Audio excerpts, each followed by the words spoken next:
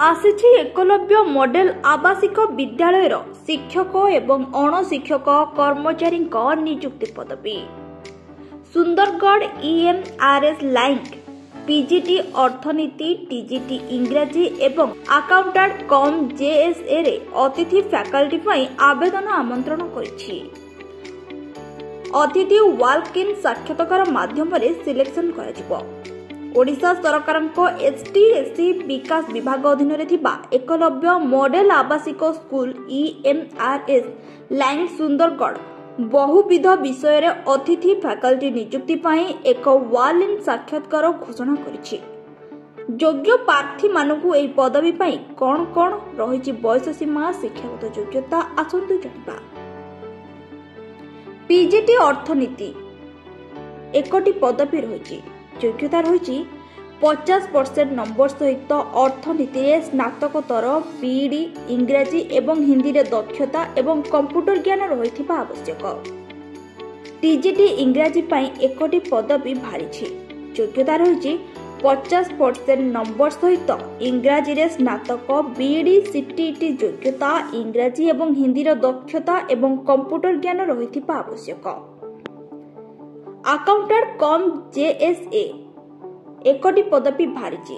योग्यता रही कंप्यूटर ज्ञान एवं सर्वनिम्न 35 WPM टाइपिंग गति सहित वाणिज्य स्नातक।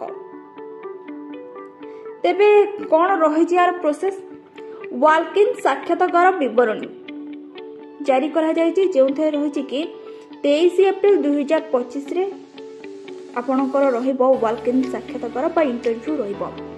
समय रही पंजीकरण सकाळ 8 आरंभ हेबो आ साक्षात्कार सकाळ 9 आरंभ हेबो।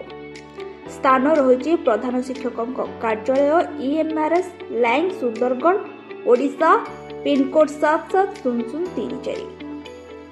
किपरि भाबरे चयन प्रक्रिया रही निर्वाचन उपरे आधारित जो माने सिलेक्ट हेबे कैरियर एवं शिक्षादान अभिज्ञता रहिबा दरकार।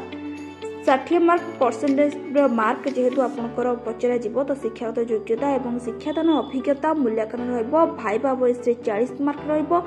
शिक्षादान क्षमता विषय ज्ञान एवं गुणमूल्य मूल्यांकन करके आपनको चयन करा जिवो। दरमा एवं दायित्व रही पीजीटी पाई रही 25,000 एवं टीजीटी पाई रही 22,000 और अकाउंटेंट कम JS पाई रही भी 22,000 मासको। तेबे एटा किपरि अप्लाई करिवे ना candidate must attend the walk in interview रेटा हबो आउ CV आपनको रिज्यूम जो थिबो सेते अपडेट करिवे। ओरिजिनल फोटोकॉपी आउ सर्टिफिकेट एजुकेशन सर्टिफिकेट करिका ओरिजिनल वेरीफाई पाई के निया जिवो आ वैलिड आईडी प्रूफ दरकार पड़िबो। तेबे वीडियोटी भल लागुथिले हम चैनल को लाइक शेयर सब्सक्राइब करबा को जमार भी भूलिबे नाही।